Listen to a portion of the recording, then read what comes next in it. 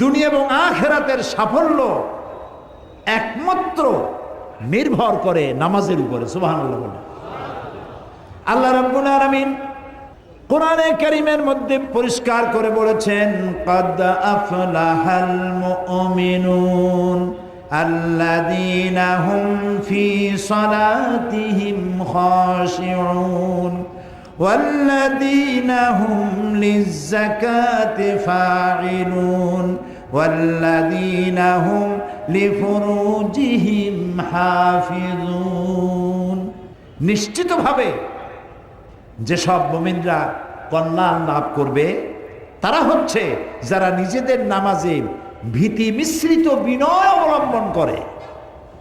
নামাজে দাঁড়াইছি কার সামনে বলেন? আল্লাহর সামনে দাঁড়িয়েছি। ডিসি সাহেবের সামনে যখন যান, মন্ত্রীর সামনে যখন যান, জামা টামা টাইট টুইট করিয়া নতুন কাপড় চোপড় পরে যায়। আর আল্লাহর নামাজ পড়তে যাওয়ার সময় আপনার নতুন জামা, টুপি, রুমাল এগুলো কে দিছে?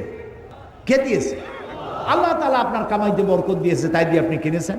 মন্ত্রী এমপির সামনে যাওয়ার সময় জামা কাপড় সুন্দর পরেন, আর যিনি আপনাকে এগুলি দিলেন তার ওখানে যাওয়ার সময় ছেঁড়া জামাটা কই, ময়লা জামাটা কই, সেই টুপিটা কই, যে টুপিটা চিপড়াইলে এত তেল পড়বে যা দিয়ে 2টা কই মাছ ভাজা যায়। আর আল্লাহ তাআলা বলেছেন, ইয়া বানি আদমা খুযু যিনাতাকুম ইনদা কুল্লি মসজিদিন।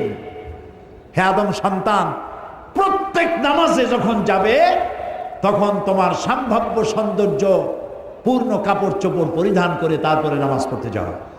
তো নামাজের ভিতরে আপনি যখন দাঁড়ায় গেলেন, আল্লাহর সামনে দাঁড়িয়েছেন, ভীতি মিশ্রিত অবস্থায় দাঁড়াতে হবে। আমি যার সামনে দাঁড়িয়েছি তিনি আমাকে দেখছেন। আল্লাহর নবী বলেছেন, যখন তোমরা নামাজ পড়বে তখন তোমরা মনে করবে তুমি যেন আল্লাহকে দেখতে পাচ্ছ। সুবহানাল্লাহ বলেন, সুবহানাল্লাহ বলেন। তুমি যেন আল্লাহকে দেখতে পাচ্ছ। কিন্তু এই ধারণা করা সকলের জন্য আদৌ সম্ভব নয়। এই ধারণা যদি করতে না পারো তাহলে অন্তত এই ধারণা করো, আমি আল্লাহকে দেখতে পাচ্ছি না কিন্তু আল্লাহ তাআলা আমাকে অবশ্যই দেখছেন। আমি যখন দাঁড়ায় গেলাম নামাজে তখন আমি আসামি হয়ে গেলাম, হাত বান্দা। রুকুতে যখন গেলাম তখন আরো আসামি হয়ে গেলাম। যখন সেজদায় গেলাম তখন আমার আমিত্ব বলতে, আমার নিজস্ব বলতে, আমার অহংবোধ মাটির সাথে মিশায় দিলাম। আল্লাহু আকবার। এর এক সেজদা হাজারো সেজদার চাইতে দামি, যদি সেই সেজদাটা সেজদার মতো হয়। আমি একথা আরো আপনাদের সামনে বলেছি, মনে আছে কিনা জানি না। নাক আর কপাল এই দুইটা হলো, কপালটা হলো সৌভাগ্যের প্রতীক, নাকটা হলো সম্মানের প্রতীক। আমাদের পিরোজপুরের উদ্যোগে লোকেরা বলে, ভাই আমার তো নাক কাটা গেছে। কেন নাক কাটা গেল? ছুরি দিয়ে কাটছে না দাও দিয়ে? আসলে ছুরি দিয়েও কাটে নাই, দাও দিয়েও কাটে নাই। মেয়েতে এমন এক কাম করছে, ছেলেতে এমন এক কাম করছে, লজ্জায় আমার নাক কাটা গেছে। এই ধরনের উপমা কি সিলেটে আছে? আবার লোকেরা বলে, ভাই আমার তো কপাল পুড়ছে। কিসে পুড়লো? বিদ্যুতের আগুনে না চুলার আগুনে? এটা বলে ব্যবসায় যে পুঁজি খাটাইছিলাম, আমও গেছে সালাও গেছে, লাভ করতে পারিনি, আমার কপাল পুড়ছে। বলেন এরকম কথা? তাহলে কপালটা হলো ভাগ্যের প্রতীক আর নাকটা হলো বলেন ইজ্জতের প্রতীক। আমরা যদি আমাদের ভাগ্য খুলতে চাই, সৌভাগ্য যদি আনতে চাই, আমার কপাল যদি খুলতে চাই, আর আমার মর্যাদা যদি বাড়াতে চাই, তাহলে দৈনিক 5 বার নাক আর কপাল দিয়ে মাটির উপরে আল্লাহকে সেজদা দেন। আল্লাহকে সেজদা দিবেন, আপনার মর্যাদা বাড়বে, ভাগ্য আল্লাহ তাআলা খুলে দিবে। বাংলাদেশ 3 লক্ষাধিক মসজিদ বুকে ধারণ করে ধন্য 56,000 বর্গমাইলের দেশ বাংলাদেশ। এদেশের মানুষ ফজরের আজান শুনে ঘুম ভাঙে, ফজরের নামাজ পড়ে, এশার আজান শুনে নামাজ পড়ে ঘুমাতে যায়। আল্লাহু আকবার ধ্বনি চতুর্দিকে আওয়াজ আসে। আপনি মসজিদে আজান হচ্ছে আর আজান শুনে আপনি যদি বাড়িতে নামাজ পড়েন তো আপনার নামাজ কবুল হওয়া নিয়ে সন্দেহ রয়েছে, কবুল হবে কিনা সন্দেহ রয়েছে। জামাতে নামাজ পড়া বাধ্যতামূলক, ওয়াজিব। একজন সাহাবী অন্ধ, তিনি বলেছিলেন, ইয়া রাসূলুল্লাহ, আমি তো অন্ধ মানুষ, আমার জন্য কি এই হুকুম? রাসূলুল্লাহ জিজ্ঞেস করলেন, তুমি কি আজান শুনতে পাও? তিনি জবাব দিলেন, হ্যাঁ, আমি আমার বাড়িতে বসে আজান শুনতে পাই। রাসূলুল্লাহ বললেন, জবাব দিও, তার মানে তোমাকেও মসজিদে আসতে হবে। একজন অন্ধের জন্য জামাতে মসজিদে যাওয়া থেকে রুখসত পেল না, সো কলারা কি রুখসত পাবে? আরো কঠিন হাদিস শুনুন। কি হাদিস? কঠিন হাদিস। নবী করিম সাল্লাল্লাহু আলাইহি ওয়াসাল্লাম বলেছেন, মসজিদে আজান হয়েছে, আজান শোনার পর যে ব্যক্তি বাড়িতে বসে নামাজ আদায় করে, ওই বাড়িতে যদি নারী আর শিশু না থাকতো, আমি হুকুম করতাম আগুন দিয়ে জ্বালায় দাও। বাড়ির মহব্বতেই তো বাড়িতে নামাজ পড়তেছো, মসজিদে আসো, জামাতে নামাজ আদায় করো, মুসল্লিদের সাথে মহব্বত পয়দা হবে, আর জামাতে নামাজ পড়ার মজাই আলাদা। সুবহানাল্লাহ। পড়ে দেখেন, অভ্যাস করেন, অভ্যাস করেন। বাড়ির পাশের মসজিদে যাবেন, আর ফজরের নামাজের পর আপনি যখন ফজরের নামাজের আজান হবে, আপনি উজু করে বেরিয়ে মহল্লা দিয়ে যখন মসজিদের দিকে যাবেন, আসসালাত আসসালাত, ও ভাই নামাজের আজান হয়ে গেছে, ওঠো ভাই ওঠো, কে ঘুমায় আছে ওঠো, নামাজের জন্য চলো। সাহাবায়ে কেরাম এভাবে ডাকতে ডাকতে যাইতেন মসজিদের দিকে। এরকম করতেন না যেমন আমাদের দেশে কোনো কোনো এলাকায় মসজিদে আজান দেওয়ার পর বলে, আর মাত্র জামাতের 5 মিনিট বাকি আছে। এখানে এরকম হয় নাকি? আল্লাহ মাফ করুক, বলেন আমি। বিদআত। আজানের গুরুত্ব কমায় দেওয়া হয়। মসজিদে নামাজের জন্য শুধু আজান, আজান এবং নামাজ, আল্লাহ রসুলের কথা ছাড়া এখানে অন্য কোনো কথা হতে পারে না, অন্য কোনো মাইক দিয়ে অন্য কোনো ডাকা হবে না। এমনকি এক লোকের উঠ হারাইছিল, তারপরে সে উঠ ঘোষণা দিয়েছিল মসজিদ থেকে, চিৎকার করে উঠ হারায় গেছে, উঠটা পাওয়ার জন্য। রাসূলুল্লাহ জিজ্ঞেস করলেন, কি হচ্ছে? বললো যে উঠ হারায় গেছে। সে উঠে চিল্লায় উঠ চাইতেছে। আল্লাহ রসুল বললেন, উঠটা আল্লাহ যেন এই উঠটাকে ফেরত না দেয়। তার মানে এই মসজিদ থেকে আপনি আপনার নিজস্ব কোনো স্বার্থের কথা, এই জাতীয় কথা আপনি বলতে পারবেন না। নামাজের জন্য শুধুমাত্র আজান হবে। তো একদিকে মোমেন ব্যক্তি সেই যে ভীতি সহকারে নামাজ আদায় করে, জাকাতকে সঠিকভাবে আদায় করে, জাকাত আদায় তৎপর হয়, এবং অশ্লীল কাজ থেকে নিজেকে বিরত রাখে। এরপরে সে যে ওয়াদা করে এবং তার কাছে যে আমানত থাকে, সে আমানত এবং ওয়াদা সঠিকভাবে সে পালন করে, আর সে তার নামাজগুলিকে সংরক্ষণ করে। যারাই কাজগুলি করলো, আল্লাহ তাদের ব্যাপারে বলেন, উলাইকা হুমুল ওয়ারিসুনাল্লাযীনা ইয়ারিসুনাল ফিরদাউসা হুম ফিহা খালিদুন। এই কাজগুলি যারাই করলো, তারাই উত্তরাধিকারী হবে, জান্নাতের উত্তরাধিকার। তাদেরকে আল্লাহ তাআলা জান্নাতুল ফেরদাউস নসিব করে দেবেন। আমরা বলি আমিন। আল্লাহ যেন এই আমলগুলি আমাদের করার তৌফিক দেয়, আমরা বলি আমিন। নবী করিম সাল্লাল্লাহু আলাইহি ওয়াসাল্লাম তিনি বলেছেন, ক্বালা নবী সাল্লাল্লাহু আলাইহি ওয়াসাল্লাম, মান তারাকা সালাতান মাকতুবাতান মুতাআম্মিদান ফাকাদ বারিয়াত মিনহু জিম্মাতুল্লাহি আযজা ওয়া জাল। আল্লাহ রাসূল বলেছেন, যে ব্যক্তি ইচ্ছে করে ফরজ নামাজ ছেড়ে দিল, আল্লাহ ওই বান্দার উপরে আল্লাহর কোনো জিম্মাদারি আর থাকে না, দায় দায়িত্ব থাকে না। আমরা বলি নাউযুবিল্লাহি মিন যালিক। রাসূলুল্লাহ আরো বলেছেন, মান তারাকা সালাতান মুতাআম্মিদান ফাকাদ কাফারা। ইচ্ছে করে যে নামাজ ছেড়ে দিল, সে কুফরি করলো, কাফের হয় না। সে যে কাজটা করলো এটা কুফরি কাজ, কাফেরের কাজ করেছে। নামাজ পড়াটা মুসলমানের কাজ। বলেন তো নামাজ পড়াটা কি?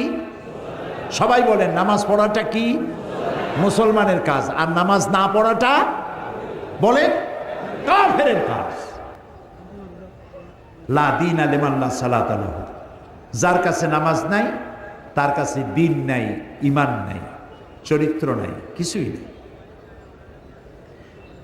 নবী করিম সাল্লাল্লাহু আলাইহি ওয়াসাল্লামের জীবনের শেষ নামাজও তিনি জামাতে আদায় করেছিলেন।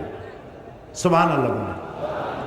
দুইজন সাহাবীর কাঁধের উপরে ভর করে তিনি মসজিদে নববীতে প্রবেশ করেছিলেন এবং খুতবা দিতে গিয়ে বললেন, আল্লাহ তাআলা এই পৃথিবীর সমস্ত সম্পদ, জাগতিক সম্পদ তার এক বান্দাকে তিনি দিতে চেয়েছিলেন, কিন্তু তিনি সেই সমস্ত সম্পদকে উপেক্ষা করে তিনি আল্লাহর কাছে ফিরে যাওয়া পছন্দ করেছেন।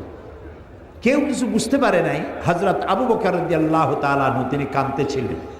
তিনি বুঝতে পেরেছেন এই পৃথিবীর সমস্ত জাগতিক সম্পদ আল্লাহ তাআলা দিতে চেয়েছেন তার নবী মুহাম্মদুর রাসূলুল্লাহ সাল্লাল্লাহু আলাইহি ওয়াসাল্লামকে, আর তিনি সব কিছুকে পরিত্যাগ করে আল্লাহর সাথে দিদারের জন্য তৈরি হচ্ছেন। তার অর্থ হলো আমরা এতিম হয়ে যাব, তিনি বিদায় হয়ে যাবেন।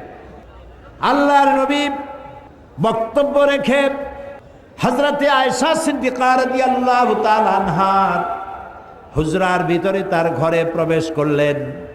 ইন্তেকালের 5 দিন আগে থেকেই প্রচণ্ড জ্বরে তিনি আক্রান্ত ছিলেন, মাথায় যন্ত্রণা ছিল, গায়ে ভীষণ জ্বর ছিল। ইন্তেকালের দিন যতই ঘনায় এলো ততই তিনি বেশি ক্লান্ত হলেন, বেহুশ হন, আবার হুঁশে আসেন। রাতের বেলায় হযরত আয়েশা সিদ্দিকা রাদিয়াল্লাহু তাআলা আনহাকে প্রশ্ন করলেন, আয়েশা রে, মসজিদে নববীতে এখন কি হচ্ছে? হযরত আয়েশা বলেন, ইয়া রাসূলুল্লাহ, মসজিদে নববীতে সাহাবায়ে কেরাম দীর্ঘক্ষণ আপনার অপেক্ষা করে আপনাকে না পেয়ে আমার আব্বার ইমামতিতে তারা নামাজ আদায় করছেন, এশার নামাজ হচ্ছে, কিন্তু সাহাবায়ে কেরাম পেছনে তারা নামাজের ভিতরেই কাঁদতেছেন। তাদের ধারণা হয়েছে রসুলের মেহরাবের ভিতরে, রসুলের মুসাল্লায় হযরতে আবু বকর যখন দাঁড়ায় গেছেন, আমরা এতিম হয়ে গেলাম, আল্লাহ রসুলের পেছনে নামাজ পড়া বোধহয় আর কিসমতে হবে না। আল্লাহর নবী হযরত আয়েশাকে ডেকে বলেন, আয়েশা রে, মসজিদে নববীর দিকে যে দরজা জানালাটা আছে সেটাকে একটু খুলে দাও, আমি নামাজের দৃশ্য দেখতে চাই। জানালা খুলে দেওয়া হলো। নবীজি মাথা উঁচু করলেন, হযরত আয়েশার কাঁধের উপরে ভর করে রসুল নামাজের দৃশ্য দেখতে থাকলেন। আবার তিনি শুয়ে পড়লেন, চোখের কোণা থেকে পানি বেয়ে পড়তে লাগলো। হযরত আয়েশা বলেন, ইয়া রাসূলুল্লাহ, নামাজের দৃশ্য দেখে কাঁদেন কেন? রসুল বলছেন, আয়েশা গো, এই নামাজের জামাতকে প্রতিষ্ঠা করার জন্য তায়েফের ময়দানে অনেক রক্ত ঝরেছে আমার, ওহদের ময়দানে দান শহীদ হয়েছে, সাহাবায়ে কেরাম জীবন দিয়েছে। আজ এত কষ্টের পরে যে জামাত প্রতিষ্ঠা হলো, আমার এই চোখের পানি কোনো দুঃখের পানি নয়, এটি আমার তৃপ্তির পানি। আমার মনে হলো কিয়ামত পর্যন্ত আমার উম্মতেরা এইভাবে করে তারা জামাতে নামাজ আদায় করবে। নবীজি আবার বেহুশ হয়ে পড়লেন। আজ আর সাহাবীরা একজনও মসজিদে নববী থেকে কেউ বাড়ি যায় নাই। মসজিদে নববীর ভিতরে বসে তারা কাঁদছেন, না জানি কখন আল্লাহর নবী বিদায় হন। ভেতরে স্ত্রীরা আছেন। হযরত ফাতেমা সব থেকে বেশি কান্নাকাটি করছেন। নবীজি তার দিকে লক্ষ্য করলেন এবং কাছে আসতে বললেন। হযরত ফাতেমা যখন কাছে গেছেন, আল্লাহর নবী হযরত ফাতেমার কানে কি যেন বললেন। এই কি যেন বললেন শুনে হযরত ফাতেমার কান্না বন্ধ হয়ে গেল। হযরত আয়েশা হযরত ফাতেমাকে ডেকে জিজ্ঞেস করলেন, ফাতেমা গো, আল্লাহর নবী তোমার কানে কি বললেন আর তোমার কান্না বন্ধ হয়ে গেল? হযরত ফাতেমা বলেন, মা, আমার আব্বা জান আমার কানে কানে বললেন, ফাতেমা তুমি কেঁদো না, তোমার কান্না আমার বরদাস্ত হয় না। আমি তোমাকে সুসংবাদ শোনাতে চাই, আমি দুনিয়া থেকে বিদায় হওয়ার পর সকলের আগে তোমার সাথে আমার দেখা হয়ে যাবে। এর দ্বারা হযরত ফাতেমা বুঝতে পেরেছেন রসুল ইন্তেকালের পরে সকলের আগে হযরত ফাতেমার ইন্তেকাল হবে আর রসুলের সঙ্গে দিদার নসিব হবে। ফজর হয়ে এলো, নবীজি বেহুশ অবস্থায় পড়ে আছেন। হযরতে জিবরিল আলাইহিস সালাম রসুলের হুজরার ভিতরে প্রবেশ করে আল্লাহর নবীকে সালাম দিয়েছেন, আসসালামু আলাইকা ইয়া রাসূলুল্লাহ, হে আল্লাহর রসুল, আল্লাহ পাক আপনাকে সালাম জানিয়েছেন আর জানতে চেয়েছেন আপনি কেমন আছেন। যদিও আল্লাহ সবই জানেন, আপনার মুখ থেকে জানতে চেয়েছেন আপনি কেমন আছেন। আল্লাহ নবী বলেন, জিব্রাইল বড়ই কষ্টে আছি। হযরতে জিব্রাইল বলেন, ইয়া রাসূলুল্লাহ, আল্লাহ রাব্বুল আলামিনের পক্ষ থেকে আজ এক নতুন ফেরেশতা আমি সাথে করে নিয়ে এসেছি, যেই ফেরেশতা পৃথিবীর কোনো মানুষের কাছে যাওয়ার জন্য আসার জন্য অনুমতি চায় না, আজ আপনার খেদমতে আপনার কাছে আসার জন্য অনুমতি চায়। এই যে আমার পেছনে দাঁড়ানো, তার নাম মালাকুল মউত। হযরতে মালাকুল মউত রাসূলকে সালাম পেশ করে বলছেন, ইয়া রাসূলুল্লাহ, আল্লাহ রাব্বুল আলামিন তিনি আমাকে পাঠিয়েছেন আপনার জান কবজের জন্যে। আমি এই পৃথিবীতে কারো জান কবজের জন্য অনুমতি চাই নাই, আপনার কাছে অনুমতি চাওয়ার জন্য আমাকে বলা হয়েছে। নবীজি বললেন, মালাকুল মউত, আমি যদি অনুমতি না দেই? মালাকুল মউত বলছেন, ইয়া রাসূলুল্লাহ, হে অনুমতি যদি না পাই আমাকে ফেরত যেতে বলা হয়েছে। হযরতে জিব্রাইল বলেন, ইয়া রাসূলুল্লাহ, হে আল্লাহ রাব্বুল আলামিন আপনার দিদারের ইন্তজার করতেছেন।